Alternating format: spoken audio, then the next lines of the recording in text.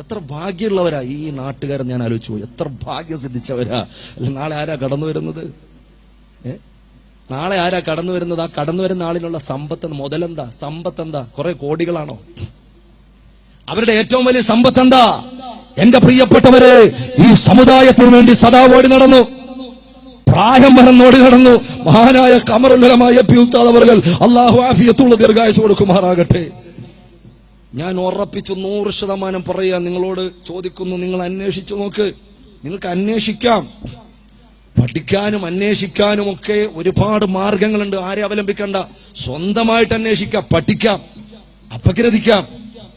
ഏഷ്യയില്, കേരളത്തിലല്ല, ഇന്ത്യയിലല്ല, ഏഷ്യയില് ഇതുപോലെ കാരുണ്യവും വിദ്യാഭ്യാസവും അതുപോലെ നന്മയുമായി മുന്നോട്ട് വന്ന് എന്റെ പ്രിയപ്പെട്ടവരെ ഇത്ര വലിയ ഉന്നതമായ പ്രവർത്തനം നടത്തുന്ന സമകാലികനായ ഒരു അഹ്ലുസുന്നയുടെ പണ്ഡിതൻ വേറെയുണ്ടോ? ഉണ്ടെങ്കിൽ നിങ്ങൾ പറ.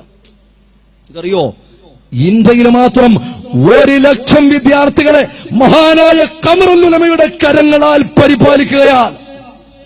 ഇന്ത്യയിൽ മാത്രം 1,00,000 വിദ്യാർത്ഥികളെ. 1,00,000 1,00,000 യതീമക്കളുണ്ട്, പാവപ്പെട്ടവരുണ്ട്, കിടക്കാടമില്ലാത്തവരുണ്ട്. അവർക്ക് വേണ്ടിയിട്ട് ഓടി നടക്കുക ഈ പാവപ്പെട്ട പ്രായം ചെന്ന മനുഷ്യൻ. ഞാൻ ഓർത്തുപോയാ, എത്ര വലിയ ക്ഷീണമാ. ഞാനൊക്കെ 2 മണിക്കൂർ പ്രസംഗിച്ചു കഴിയുമ്പോൾ, സത്യം പറഞ്ഞാൽ, അല്ലെങ്കിൽ 2 മണിക്കൂർ യാത്ര ചെയ്ത് കഴിയുമ്പോ ക്ഷീണമാണ്. ചെറുപ്പക്കാരനാണ് എനിക്ക്. ഞാൻ അത്ഭുതപ്പെട്ടു പോയി. നെല്ലിക്കുന്ന് ഉപ്പാപ്പ എന്ന് പറയുന്ന ഉറൂസ് അറിയില്ലേ? കാസർഗോഡ് ജില്ലയിലെ വളരെ അറിയപ്പെട്ട നെല്ലിക്കുന്ന് ഉപ്പാപ്പ ഉറൂസിലെ ഉസ്താദ് അവരുടെ പ്രാർത്ഥനയാണ്. ഈ വിനീതൻ ഒരു പ്രഭാഷണമുണ്ട്. എന്റെ പ്രിയപ്പെട്ട സഹോദരങ്ങളെ, മഹാനായ എ.പി. ഉസ്താദ് വന്നു. 4, 5, 6 പരിപാടി കാസർഗോഡിന്റെ ഏതെല്ലാമോ മുക്കുമൂലയിലേക്ക് അടിച്ചിട്ട് ആ പാവപ്പെട്ട പണ്ഡിതൻ ആയിരങ്ങൾ കാത്തിരിക്കുന്ന സദസ്സിലേക്ക് ആത്മീയ അലങ്കാരമായി പടനായകൻ കടന്നു വന്നു. ക്ഷീണമുണ്ട് എന്റെ പ്രിയപ്പെട്ടവരെ, കടന്നു വന്നു. നടക്കാൻ വയ്യ, കൂടുതൽ ഇരിക്കാനും വയ്യ, നിൽക്കാനും ബുദ്ധിമുട്ടാണ്. ഇനി ഇതിനടുത്തിരിക്കാനുള്ളൊരു ഭാഗ്യം കിട്ടി. ക്ഷീണമുണ്ട്. എത്രയോ പരിപാടി കഴിഞ്ഞ് ഏതാണ്ട് 12 മണിയായെന്ന് തോന്നുന്നു, 11, 12 മണിയായിട്ടുണ്ട്. എന്റെ പ്രിയപ്പെട്ടവരെ, കടന്നു വന്നപ്പോ അടുത്തിരുന്ന് ഞാൻ ചോദിച്ചു, ഉസ്താദെ മൈക്കിങ്ങോട്ട് നീക്കി വെക്കട്ടെ? ഉസ്താദിനോട് ഞാൻ ചോദിച്ചു, ഉസ്താദെ ഇരുന്നിട്ടൊന്ന് പ്രസംഗിച്ചാൽ പോരെ? ക്ഷീണമുണ്ടല്ലോ, ഇരുന്നിട്ടൊന്ന് പ്രസംഗിച്ചാൽ പോരെ എന്ന് ഞാൻ ചോദിച്ചു. എന്റെ പ്രിയപ്പെട്ടവരെ, നിങ്ങൾ ആലോചിച്ചു നോക്ക്. ആഫിയത്തുള്ള എത്ര ആളുകൾ ഇരുന്നിട്ട് പ്രസംഗിക്കുക. ഇരുന്നിട്ട് പ്രസംഗിച്ചാ മുസീബത്താന്ന് ഞാൻ പറയുന്നില്ല. ഞാൻ പറയുന്നത്, ഈ പ്രായമുള്ള ഉസ്താദിനോട് ചോദിച്ചു, ഉസ്താദെ മൈക്കിങ്ങോട്ട് നീക്കി വിട്ട് ഇരുന്നിട്ട് സംസാരിച്ചാൽ പോരെ? വേണ്ട മോനെ, വേണ്ട, ഞാൻ നിന്നോളാം. 1 മണിക്കൂർ ഉസ്താദ് അവர்கள் ആ പുരുഷാരത്തിന്റെ മുമ്പിൽ സംസാരിച്ചു.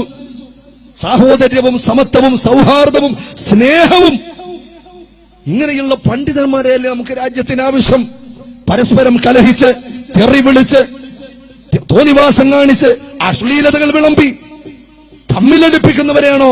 സ്നേഹത്തിന്റെ പൂച്ചണ്ടുമായി എന്റെ പ്രിയപ്പെട്ടവരെ കടന്നു വരുന്നവരെയാണ് നമുക്ക് ആവശ്യം. മഹാനായ എ.പി. ഉസ്താദ് അവர்கள் 3000-ഓളം പള്ളികള്, ആലോചിച്ചു, 3000-ഓളം പള്ളികള്. മഹാനായ ഖമറുൽ ഉലമ എ.പി. ഉസ്താദ് അവர்கள் കേവലം ഒരു പണ്ഡിതനല്ല, അഹ്ലുൽ കറാമയാണ്. ഉമ്മമാരെ, നിങ്ങൾക്ക് സംശയമുണ്ടോ? ഉപ്പമാരെ, നമ്മളൊന്നും അറിയുന്നില്ല, പഠിക്കാൻ തയ്യാറാകണം. നമുക്കറിയില്ല അവരുടെ പവർ. ഈ അടുത്ത് പാലക്കാട് ജില്ലയിൽ നിന്നും ഒരു ചെറുപ്പക്കാരന് ഫോൺ വിളിച്ചു. ഞാൻ ഒന്നിലധികം സദസ്സിൽ ഇത് പറഞ്ഞിട്ടുണ്ടെങ്കിലും അൽഹംദുലില്ലാ, എന്നെ സ്നേഹിക്കുന്ന ഒരു കൂട്ടം ആളുകൾ എന്റെ മുമ്പിലുണ്ട്. നിങ്ങൾ ആത്മാർത്ഥമായി സ്നേഹിക്കാനാ. നിങ്ങൾക്ക് സ്നേഹിക്കാൻ പറ്റുന്നില്ലേ? നിങ്ങൾ സ്നേഹിക്കണ്ട. സ്നേഹിക്കാൻ കഴിയുന്നില്ല, എനിക്ക് സ്നേഹിക്കാൻ. പക്ഷേ നിങ്ങൾ തെറി വിളിക്കരുത്, ആക്ഷേപിക്കരുത്, അവരുടെ വഴിത്താരയിൽ മുള്ളുവാരി വിതറരുത്. നിങ്ങളുടെ സ്വർഗം നഷ്ടപ്പെട്ടു പോകും. അല്ലാഹു തആല കാത്ത് രക്ഷിക്കുമാറാകട്ടെ. നമുക്കൊന്ന് സഹായിക്കാനോ സഹകരിക്കാനോ ഒരു നല്ല വാക്ക് പറയാനോ കഴിയുന്നില്ലെങ്കിൽ മിണ്ടായിരുന്നു കൊള്ളണം. പറയാനുള്ളവര് പറയട്ടെ, ചെയ്യാനുള്ളവര് ചെയ്യട്ടെ. അല്ലാഹുവിന്റെ ദീൻ ഏത് കരങ്ങളിൽ ഏൽപ്പിച്ചോ അതിന്റെ പ്രൗഢിയും പ്രതാപവും അല്ലാഹു നിലനിർത്തും അക്കരങ്ങളിലൂടെ. അല്ലാഹു തആല തൗഫീഖ് നൽകുമാറാകട്ടെ. നിങ്ങൾക്കറിയോ, പാലക്കാട് ജില്ലയിൽ നിന്നൊരു ചെറുപ്പക്കാരനെ വിളിച്ചിട്ട് പറയും, ഉസ്താദേ നിങ്ങൾ ദുആരക്കണം. നമ്മുടെ പണ്ഡിതന്മാരുടെ പവർ, ഇത്രയും വലിയ കറാമത്തുള്ള മഹാനായ ഖമറുൽ ഉലമ. എന്റെ പ്രിയപ്പെട്ട സഹോദരങ്ങളെ ആലോചിക്കണം. അദ്ദേഹത്തിന് 2 കുട്ടികളാ ഉള്ളത്. 2ാമത്തെ കുട്ടിയെ തന്റെ ഭാര്യ പ്രസവിച്ചു. പാലക്കാട് ആലത്തൂർ ഹോസ്പിറ്റലില്, പ്രാഥമിക ഹോസ്പിറ്റലായിരുന്നു പ്രസവം. അവിടെ ചൂട് കൊള്ളിക്കാൻ വേണ്ടിയിട്ട്, വെയിൽ കൊള്ളിക്കാൻ വേണ്ടിയിട്ട് കുഞ്ഞിനെ പുറത്തുകൊണ്ട് കൊണ്ടുപോകുന്നതുണ്ടല്ലോ രാവിലെ, ചെറിയ ഇളം വെയിൽ, അറിയില്ലേ? എടാ, ഇളമ്പയിൽ കൊള്ളിക്കാൻ വേണ്ടി നമ്മളെ കൊള്ളിച്ചത് നമുക്ക് ഓർമ്മയില്ലെങ്കിലും കൊള്ളിക്കുന്ന നമ്മുടെ മക്കളെ കണ്ടുകൊണ്ടിരിക്കുന്നുണ്ടല്ലോ നമ്മള്. ഇളമ്പയിൽ കൊള്ളിക്കാൻ വേണ്ടി എന്ത് ചെയ്യും? കുഞ്ഞുങ്ങളെ പുറത്തോട്ട് കൊണ്ടുപോകും. ഈ കുഞ്ഞിനെ, ഈ സഹോദരനെ എന്നോട് നിങ്ങൾ ചോദിക്കുക, ഞാൻ അഡ്രസ്സും വണ്ടിക്കൂലി ഞാൻ തരൂല. നിങ്ങൾക്ക് സംശയം ഉണ്ടെങ്കിൽ നിങ്ങൾ അഡ്രസ്സ് തരാം, നിങ്ങളെ വണ്ടിക്കൂലി ചിലവാക്കി നിങ്ങൾ പോയിക്കോണം. കാരണം എനിക്ക് സംശയമില്ല, നിങ്ങൾക്ക് സംശയമില്ല. അങ്ങനെ വണ്ടിക്കൂലി ഒന്നൊന്നും സംശയരോഗം മാറ്റേണ്ട കാര്യമൊന്നുമില്ല. അള്ളാഹ് കാത്ത് രക്ഷിക്കുമാറാകട്ടെ. എന്റെ പ്രിയപ്പെട്ട സഹോദരങ്ങളെ അറിയുമോ, ആ കുഞ്ഞിന് ആ ഇളമ്പയിൽ കാണിച്ചപ്പോ കളറപ്പാടെ മാറിപ്പോയി, വല്ലാത്ത അവസ്ഥയായി പോയി. ഡോക്ടർ ചികിത്സിച്ചിട്ട് പറഞ്ഞു, ഇല്ല, ഇവിടെ ചികിത്സിക്കാൻ വകുപ്പില്ല, വലിയ എന്തോ മാരകമായ രോഗമായി മാറിപ്പോയി. അവസാനം 1-2 ഹോസ്പിറ്റൽ കഴിഞ്ഞ് അവസാനം തൃശ്ശൂര് മിഷൻ ഹോസ്പിറ്റൽ, അന്വേഷിച്ച് നോക്ക്, ഞാൻ ഹോസ്പിറ്റലിന്റെ പേര് വരെ പറയല്ലേ, മിഷൻ ഹോസ്പിറ്റൽ തൃശ്ശൂര്, അവിടെ കൊണ്ടുപോയി അഡ്മിറ്റ് ചെയ്തു. പ്രിയപ്പെട്ട സഹോദരങ്ങളെ, അവസാനം മരണത്തോട് മല്ലിട്ട് കിടക്കി. അതിന്റെ ഇടയ്ക്ക് കുറെ സംഭവങ്ങളുണ്ട്, ഞാൻ വിശദീകരിക്കുന്നില്ല, സമയം പോരാ. നമ്മുടെ ഉലമാക്കളുടെ പവറും അവരുടെ മഹത്വവും മനസ്സിലാക്കാൻ വേണ്ടി പറയാ. ഒന്ന് ദ്വാരക്കെ ഒന്നും കൊടുത്തില്ലെങ്കിലും അള്ളാഹു അവർക്ക് ആഫിയത്ത് കൊടുക്കണേ. അള്ളാഹ് അവര് ജീവിച്ചിരുന്നാല്, എന്റെ പ്രിയപ്പെട്ട സഹോദരങ്ങളെ ആലോചിച്ചു നോക്ക്, നമ്മുടെ ഒരു വർഷം അല്ലെങ്കിൽ നമ്മുടെ ആയുസ് മുഴുവനും നമ്മൾ ഓടി നടന്നാലും മഹാനായ ഖമറുൽ ഉലമയുടെ 1 മണിക്കൂറിന്റെ മൂല്യം, 1 മണിക്കൂറിന്റെ വിശ്രമമില്ലാതെ അഹ്ലുസുന്നയുടെ അജയ്യ ശബ്ദമായി, പകരക്കാരനില്ലാത്ത അമരക്കാരനായി കർമ്മരംഗത്ത് ഇപ്പോഴും സജീവമായി കൊണ്ടിരിക്കുന്ന മഹാനല്ലേ. ഹോസ്പിറ്റലിൽ കൊണ്ടുപോയ ഡോക്ടർമാർ പറഞ്ഞു, രക്ഷയില്ല. ഇനി നിങ്ങൾ അറിയിക്കുക, ഒരു ആംബുലൻസ് നിങ്ങൾ തയ്യാർ ചെയ്തിടുക. ഏകദേശം എല്ലാ ടൈം വീട്ടിലോട്ട് വിളിച്ചു പറഞ്ഞു, നമ്മുടെ കുഞ്ഞിന്റെ കാര്യത്തിൽ അള്ളാഹുവിന്റെ കഥ അങ്ങനെയാണ്, നമ്മളൊക്കെ തൃപ്തിപ്പെടണം. ഞാൻ പറയുമ്പോൾ പള്ളിയിൽ അറിയിക്കണം. ആംബുലൻസ് ഞങ്ങൾ റെഡിയാക്കി ഇട്ടിട്ടുണ്ട്, അങ്ങോട്ട് വരും. ഈ ചെറുപ്പക്കാരൻ ചിന്തിച്ചു, മഹാനായ AP ഉസ്താദിനെ കൊണ്ട് ദ്വാരപ്പിക്കാന്ന് മനസ്സിലൊരു തോന്നൽ വന്നു. ഭാര്യ എടുത്ത് പറഞ്ഞു, ഇങ്ങനൊരു ചിന്തയുണ്ട് എനിക്ക്, AP ഉസ്താദിനെ കൊണ്ട് ദ്വാരപ്പിക്കണമെന്ന് എന്റെ മനസ്സിൽ വെമ്പൽ കൊള്ളുക എന്ന് പറഞ്ഞു. ഭാര്യ പറഞ്ഞു, ഞാൻ നിങ്ങളോട് പറയാനിരുന്നതാ, എന്തായിരുന്നാലും ഈ അവസ്ഥയിലൊന്ന് ദ്വാരപ്പിച്ചോ, നല്ലതല്ലേ, എന്തായിരുന്നാലും ഉസ്താദിനടുത്തൊന്ന് പോ, നമുക്ക് വേണ്ടി ദ്വാരക്ക്, നമ്മൾ അനുഭവിക്കുന്ന വിഷമം അത്രയല്ലേ. മഹാനായ AP ഉസ്താദ് അവർ കാരന്തൂര് മർക്കസിലെ 2 മണി സമയമായപ്പോ എത്തി. 2 മണി സമയമായപ്പോ എത്തി. പാതിര വെളുപ്പാങ്കാലത്ത് 2 മണി സമയം അവിടെ അല്പം കിടന്നുറങ്ങി. എന്റെ പ്രിയപ്പെട്ടവര്, ചുരുക്കം പറഞ്ഞാൽ AP ഉസ്താദിനെ കണ്ടു, ഒരു കുപ്പി വെള്ളം മന്ത്രിച്ചു വാങ്ങി. ഉസ്താദിനോട് ആദ്യം പറഞ്ഞപ്പോ ഉസ്താദ് പറഞ്ഞു, അള്ളാഹു ശിഫയാക്കട്ടെ, സലാമത്താക്കട്ടെ എന്ന് പറഞ്ഞു. എന്നിട്ട് പറഞ്ഞു, നിങ്ങൾ വെയിറ്റ് ചെയ്യും, ഞാൻ ബുഖാരി ക്ലാസ് കഴിഞ്ഞു വരട്ടെ. ക്ലാസിനെ കുറിച്ചൊക്കെ ഒരു ദിവസം പറയാനുണ്ട്. ബുഖാരി ക്ലാസ്, സുബ്ഹാനല്ലാഹ്, അതൊരു ക്ലാസ്സാണ്. പണ്ഡിതന്മാരാണ് അവിടെ ഇരിക്കുന്ന പണ്ഡിതന്മാര്, ആഗോളതലത്തിൽ അറിയപ്പെട്ട പണ്ഡിതന്മാർ ആ ക്ലാസ് കേൾക്കാൻ വന്നിട്ടുണ്ട്. ചുരുക്കം ആ ക്ലാസ് കഴിഞ്ഞ് AP ഉസ്താദ് വന്നു, അതാ വെള്ളം മന്ത്രിച്ചു കൊടുത്തു. എന്നിട്ട് പറഞ്ഞു, നിങ്ങളിത് കൊണ്ടുപോയി കൊടുക്കാൻ. ഹോസ്പിറ്റലിൽ ചെന്ന് വെള്ളമായിട്ട് ഹോസ്പിറ്റലിൽ ചെന്നപ്പോൾ എത്രയോ, എനിക്ക് ആ ഫോട്ടോസ്, ആ കുട്ടി കിടക്കുന്ന ഫോട്ടോ അദ്ദേഹം എനിക്ക് അയച്ചു തന്നിരുന്നു. ഈ ചെറുപ്പക്കാരൻ കുട്ടി കിടക്കുന്ന 10-20 ട്യൂബുകളാണ് ശരീരത്തിന്റെ പല ഭാഗത്തും ഘടിപ്പിച്ചിട്ടുള്ളത്. മയ്യത്തായി, പിന്നെ എങ്ങനെയോ കൃത്രിമമായിട്ട് ഇങ്ങനെ ഒന്ന് ശ്വാസം, അല്ല അനക്കൊന്നുമില്ല, കരഞ്ഞിട്ട് തന്നെ ദിവസങ്ങളായി, എല്ലാം കഴിഞ്ഞു. എന്റെ പ്രിയപ്പെട്ടവരെ, ഡോക്ടർ അടുത്തെന്ന് പറഞ്ഞു, ഈ വെള്ളം ഞങ്ങൾ ഇഷ്ടപ്പെടുന്ന ഒരു ആത്മീയ നേതാവ് മന്ത്രിച്ചതാ, നിങ്ങളൊരു ലേശം എന്റെ കുട്ടിക്ക് കൊടുക്കണമെന്ന് പറഞ്ഞു. ഡോക്ടർമാർ പറഞ്ഞു, ഒരു രക്ഷയില്ല, കാരണം ഏറ്റവും ക്രിട്ടിക്കലായ അവസ്ഥയിൽ എല്ലാ പിടുത്തവും വിട്ട് ഇങ്ങനെ കിടക്കുമ്പോൾ ഇനി നിങ്ങൾ വെള്ളമൊന്നും കൊടുക്കാൻ പറ്റൂല, ഞങ്ങൾക്ക് യാതൊരു റെസ്പോൺസിബിലിറ്റി ഇല്ല, ഞങ്ങൾക്ക് അതിന് ഉത്തരവാദിത്വമില്ല എന്നൊക്കെ പറഞ്ഞു. അപ്പൊ ഇയാൾ പറഞ്ഞു, ഈമാനോട് പറഞ്ഞു, നിങ്ങൾ ഇനി എന്തായിരുന്നാലും നിങ്ങൾ പറഞ്ഞല്ലോ ഇനി ദൈവത്തിന് പോലും രക്ഷപ്പെടുത്താൻ പറ്റൂല, ആംബുലൻസ് വിളിച്ചോ, വീട്ടിൽ പറഞ്ഞോ എന്നൊക്കെ പറഞ്ഞല്ലോ, ഇനി പിന്നെ നിങ്ങൾ എന്തിനാ എന്നെ പ്രയാസപ്പെടുന്നത്, ഈ വെള്ളം കുടിക്കുമ്പോൾ ഉണ്ടായിക്കൊള്ളട്ടെ, അതിന് ഞാൻ ഏത് പത്രത്തിലും ഞാൻ ഒപ്പിട്ട് തരാന്ന് പറഞ്ഞു. ചങ്കൂറ്റത്തോടെ ചെറുപ്പക്കാരൻ പറഞ്ഞു. അവസാനം 2 തുള്ളി വെള്ളം, അതേ നിവർത്തിയുള്ളൂ, കാരണം ട്യൂബിലൂടെയാ. 2 തുള്ളി വെള്ളം. എന്റെ പ്രിയപ്പെട്ടവരെ, മയ്യത്ത് പോലെ കിടക്കുന്ന കുട്ടി, അവരുടെ വാപ്പയും ഉമ്മയും തന്നെ കുട്ടിയെ കണ്ടിട്ട് ദിവസങ്ങളായി. ആ അവസ്ഥയിൽ കിടക്കുമ്പോ ഈ 2 തുള്ളി വെള്ളം ഒരു ട്യൂബ് മാറ്റിയിട്ട് ആ ട്യൂബിലൂടെ ഒഴിച്ചു കൊടുത്തു. അത്ഭുതം, മഹാത്ഭുതം. ആ വെള്ളം ചെന്ന് 2 മിനിറ്റ് കഴിഞ്ഞപ്പോ കുട്ടി ചലിച്ചു. ഡോക്ടർമാരും പരിസരത്ത് നിന്നവരും അത്ഭുതപ്പെട്ടു പോയി. അടുത്ത 2-3 മിനിറ്റുകൾക്കകം കുട്ടി കരഞ്ഞു. അവര് പറഞ്ഞു, ഇതൊരു മഹാത്ഭുതമാണ്, ഞങ്ങളുടെ സേവന ചരിത്രത്തിൽ ആദ്യമാണ്. ഇത് ഞങ്ങൾ ചാനലുകാരോട് പറയണം. ഡോക്ടർമാര് പറഞ്ഞ കാര്യമാണ്, ഇത് ഞങ്ങൾക്ക് ചാനലുകാരോട് വെളിപ്പെടുത്തണം. ഇതൊരു അത്ഭുതമാണ്, പോയ ആത്മാവ് തിരിച്ചു വന്നതാണ്. ഡോക്ടർമാരുടെ ഭാഷയില് അവര് പറഞ്ഞതാ. എന്റെ പ്രിയപ്പെട്ടവരെ, അവസാനം നിങ്ങൾക്കറിയുവോ, ആ കടുപ്പിച്ചിരുന്ന എല്ലാ ആധുനിക വൈദ്യശാസ്ത്രത്തിന്റെ കുഴലുകളും മാറ്റിവെച്ചു. പിന്നെ കൊടുക്കുന്നത് മുഴുവനും മഹാനായ ഖമറുൽ ഉലമ മന്ത്രിച്ച വെള്ളമായിരുന്നു. MBBS-ഉം PG-യും പാസ്സായ ഡോക്ടർമാര് ആ കുട്ടിക്ക് കൊടുത്തത്. ഇന്നും ആരോഗ്യത്തോടെ അവരുടെ വീട്ടിൽ ആ കുഞ്ഞ് കളിച്ച് ചിരിച്ച് ജീവിക്കുന്നുണ്ട്. അല്ലാഹു തആല ആഫിയത്ത് കൊടുക്കുമാറാകട്ടെ. എന്റെ പ്രിയപ്പെട്ട സഹോദരങ്ങളെ, ആരോടാ നിങ്ങൾ വൈരാഗ്യം കാണിക്കുന്നത്? ഇവിടെ പിന്നെ അങ്ങനെയുള്ള ഫിത്നയും ഫസാദും നാട്ടിലില്ല. എടാ മോനെ, നിനക്ക് നിന്റെ ഈമാൻ നീ കാത്തോ, നിന്റെ ഈമാൻ നീ. ഞാൻ അത്രേ പറയുന്നുള്ളൂ. കാരണം പണ്ഡിതന്മാര് പരലോകത്ത് ചെല്ലുമ്പോ എന്തെങ്കിലും പ്രശ്നമുണ്ടെങ്കിൽ അവരോട് റബ്ബ് ചോദിക്കും, നിങ്ങൾ എന്തുകൊണ്ടാണ് അങ്ങനെ ചെയ്തത്? അപ്പൊ ആ പണ്ഡിതൻ പറയും, ഞാൻ ഇന്നതുകൊണ്ടാണ്. അവർക്ക് റീസൺ ഉണ്ട്, കാരണമുണ്ട്. മറ്റേ പണ്ഡിതനോട് ചോദിക്കും, നിങ്ങൾ എന്താ അങ്ങനെ കാണിച്ചത്, നിങ്ങൾ എന്തിനാ അത് പറഞ്ഞത്? അവര് പറയും, ഞാൻ ഇന്നത് പോലെ ഇന്ന വിഷയം കൊണ്ടാ പറഞ്ഞത്. രണ്ടുപേർക്കും കാരണമായി പടച്ചതമ്പുരാൻ രണ്ടുപേരെയും സ്വർഗത്തിലേക്ക് പറഞ്ഞു വിടുമ്പോ ഇതൊന്നും അറിയാതെ എട്ടും പൊട്ടും തിരിയാതെ നാഴികക്ക് 40 വട്ടം പണ്ഡിതന്മാരുടെ പച്ചറച്ചിരുന്ന ചെറുപ്പക്കാര, നിനക്കെന്താ റബ്ബിന്റെ മുമ്പിൽ പറയാനുള്ളത്? എന്താ പറയാനുള്ളത്?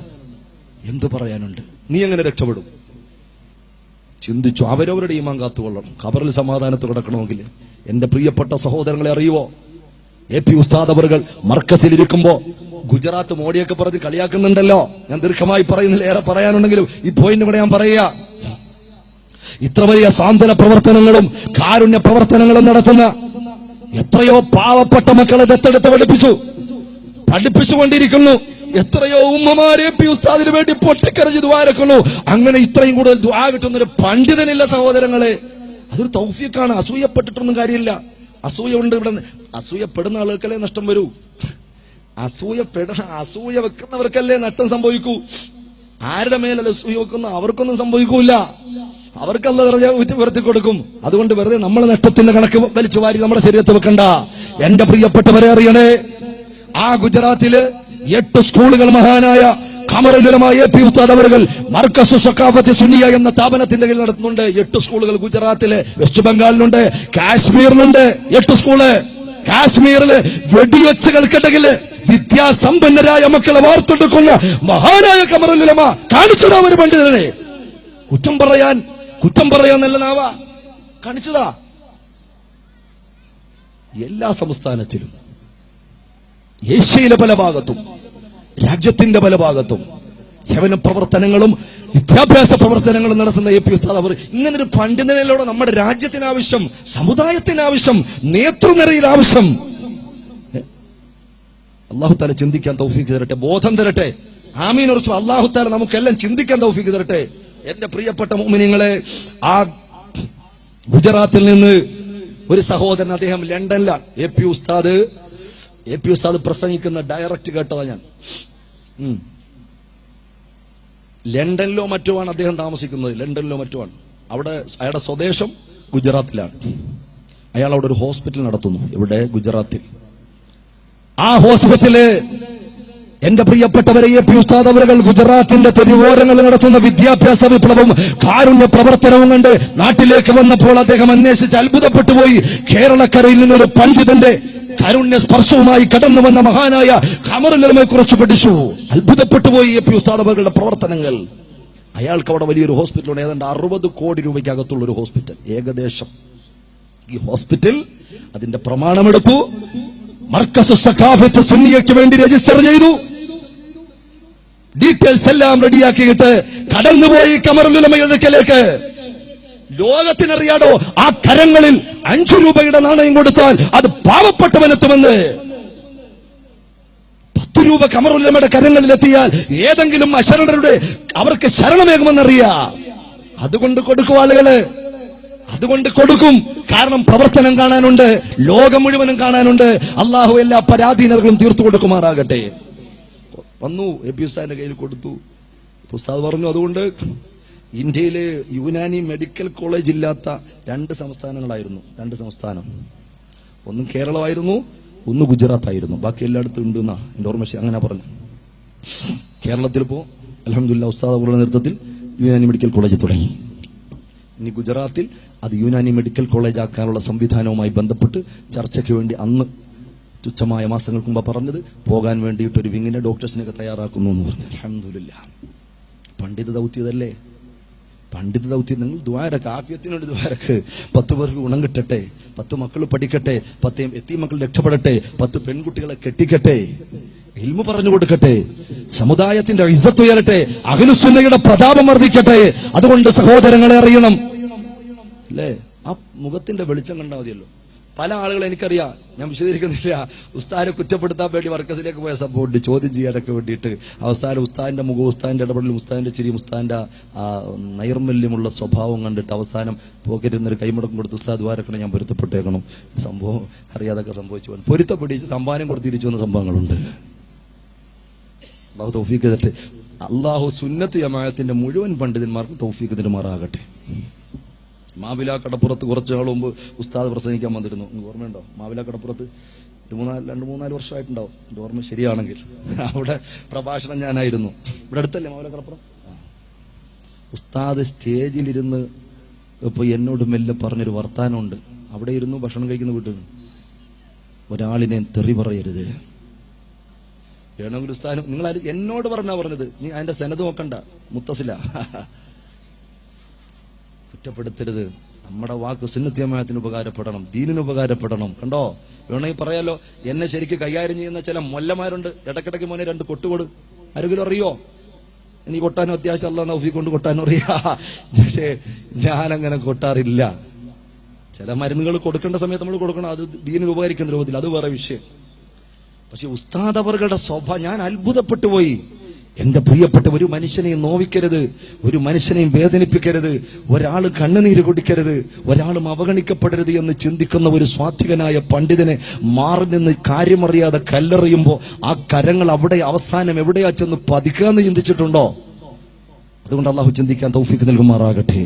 എന്റെ പ്രിയപ്പെട്ട സഹോദരങ്ങളെ, അതുകൊണ്ട് ആ ഉസ്താദിനെ നാളെ ഒന്ന് നേരിട്ട് കാണാൻ, ഒന്ന് ആമീൻ പറയാൻ, ഒരു തൗഫീഖല്ലേ അത്, ഒരു തൗഫീഖല്ലേ, ഒരു തൗഫീഖാണത്, ഒരു തൗഫീഖാണ്. റബ്ബ് തന്നൊരു തൗഫീഖാ, ഈ നാടിന്റെ വെളിച്ചമാണ്. അതുപോലെ ഖലീൽ തങ്ങൾ അൽഹംദുലില്ലാ ലോകസഞ്ചാരിയാണ്. ഇപ്പൊ ഫ്രാൻസില് ഈ അടുത്ത് ഒരു പ്രഭാഷണവുമായി ബന്ധപ്പെട്ടിട്ട് തങ്ങളെ ഒരു ദുആയ്ക്ക് വിളിച്ചപ്പോൾ, വേറൊരു സ്ഥലത്ത് വിളിച്ച, ഫ്രാൻസിലാണ് ഈ അടുത്തുണ്ടായത്. ഫ്രാൻസിൽ നിന്ന് ഇപ്പൊ ഈ അടുത്ത് വന്നിട്ടേ ഉള്ളൂ. ലോകത്തുടനീളം സുന്നത്ത് ജമാഅത്തിന്റെ ദഅവത്തുമായിട്ട് ഓടി നടക്കുകയാണ്. അള്ളാഹു തൗഫീഖ് നൽകട്ടെ. അതുകൊണ്ട് സുന്നത്ത് ജമാഅത്തിന്റെ എല്ലാ, ഏത് സംഘടനയാകട്ടെ, ഏത് പ്രസ്ഥാനമാകട്ടെ, സുന്നത്ത് ജമാഅത്തിന്റെ മുഴുവൻ പണ്ഡിതന്മാർക്കും അള്ളാഹു ഖൈറും ബറക്കത്തും കൊടുക്കുമാറാകട്ടെ. ആമീൻ പറഞ്ഞോളി. സന്തോഷത്തോടെ മനസ്സ് ഇങ്ങനെ ദുആരക്കാനായി എ പി ഉസ്താദ് ഞങ്ങളെ പഠിപ്പിച്ചിട്ടുള്ളത്. ആ ഇഖ്ലാസോടെ സുന്നത്ത് ജമാഅത്തിന് ഖിദ്മത്ത് ചെയ്യുന്ന എല്ലാവർക്കും അള്ളാഹു ബർക്കത്ത് ചെയ്യട്ടെ. അതല്ലേ ആവശ്യം. ഒന്ന് ഒത്തുകാണണം, ഒരു പ്ലാറ്റ്ഫോമിൽ ഒന്നിച്ചു നിന്ന് കേരളം സ്വർഗഭൂമിയാക്കണമെന്നൊന്ന് ആഗ്രഹിച്ചു മുന്നോട്ട് വന്നപ്പോൾ ചില പുഴുക്കുത്തുകൾ പിന്നിൽ നിന്ന് പിന്നോട്ട് വലിക്കുക. അവര് ദീന്റെ ശത്രുക്കൾ ആരായിരുന്നാലും, ഏത് സംഘടനക്കാരായിരുന്നാലും, സുന്നത്ത് ജമാഅത്തിന്റെ ഐക്യത്തിനെതിരെ ഒളിഞ്ഞും തെളിഞ്ഞും പ്രവർത്തിക്കുക.